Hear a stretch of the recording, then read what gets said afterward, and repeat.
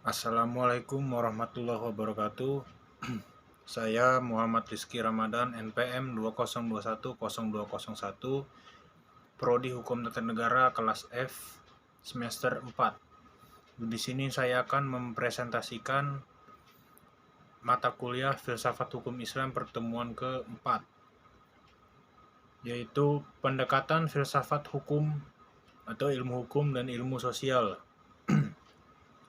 Ilmu hukum, beberapa pendapat mengatakan bahwa karena filsafat hukum merupakan bagian khusus dari filsafat pada umumnya, maka berarti filsafat hukum hanya mempelajari hukum secara khusus, sehingga hal-hal non-hukum menjadi tidak relevan dalam pengkajian filsafat hukum. Sebagai filsafat hukum tunduk pada sifat-sifat, cara-cara, dan tujuan-tujuan dari filsafat pada umumnya. Di samping itu, hukum sebagai objek dari filsafat hukum akan mempengaruhi filsafat hukum. Dengan demikian, secara timbal balik antara filsafat hukum dan filsafat saling berhubungan.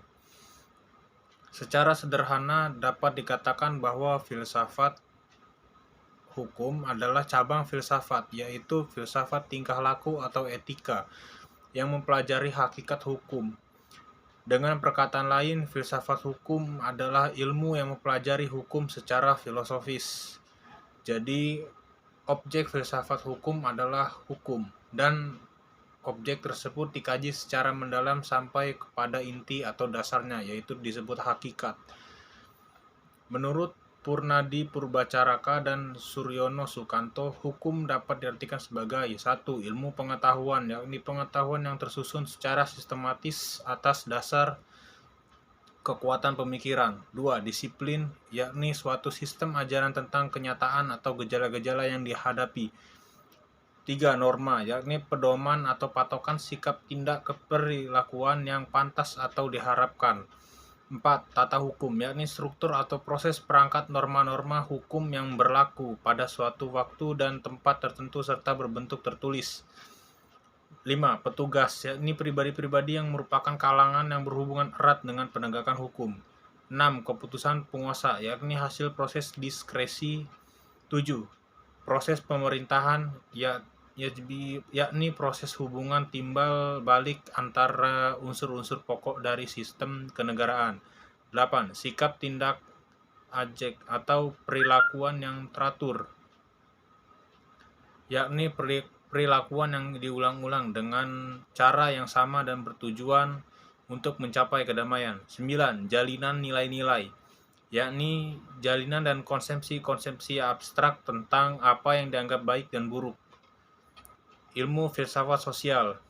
Filsafat sosial merupakan cabang filsafat, yakni mempelajari persoalan kemasyarakatan secara kritis, radikal, dan komprehensif.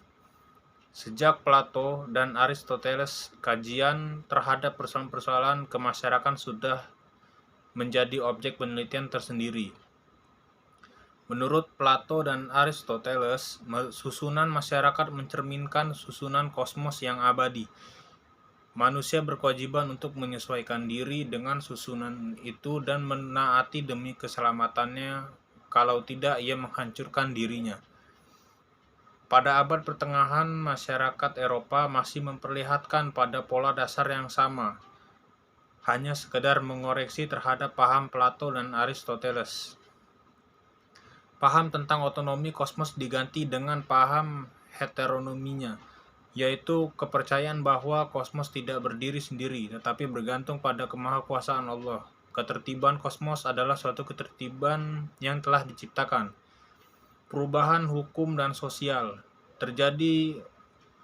Proses terjadinya perubahan-perubahan pada masyarakat di dunia pada dewasa ini merupakan suatu gejala yang normal yang pengaruhnya menjalar dengan cepat ke bagian-bagian lain dari dunia. Antara lain berkat adanya komunikasi modern dengan taraf teknologi yang berkembang dengan pesatnya. Penemuan-penemuan baru di bidang teknologi, terjadi suatu revolusi, modernisasi pendidikan, dan lain-lain kejadian yang di suatu tempat dengan cepat dan dapat diketahui oleh masyarakat lain yang bertempat tinggal jauh dari pusat terjadinya peristiwa tersebut di atas. Perubahan-perubahan dalam masyarakat dapat mengenai nilai-nilai, kaidah-kaidah, pola-pola perilaku, organisasi struktur, lembaga-lembaga sosial, stratifikasi sosial, kekuasaan, interaksi sosial, dan lain sebagainya. Faktor yang mempengaruhi terjadinya perubahan sosial.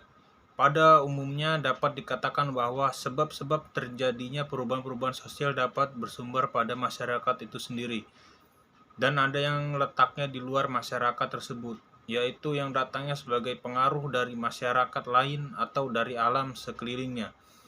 Sebab-sebab yang bersumber dari masyarakat itu sendiri adalah antara lain bertambah atau berkurangnya penduduk, penemuan-penemuan baru, pertentangan, dan terjadi revolusi. Suatu perubahan sosial dapat bersumber pada sebab-sebab yang berasal dari luar masyarakat tersebut.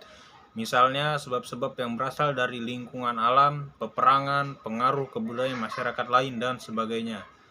Sekian dan terima kasih. Bila ada kata-kata yang salah, mohon maaf. Saya akhiri ya. Wassalamualaikum warahmatullahi wabarakatuh.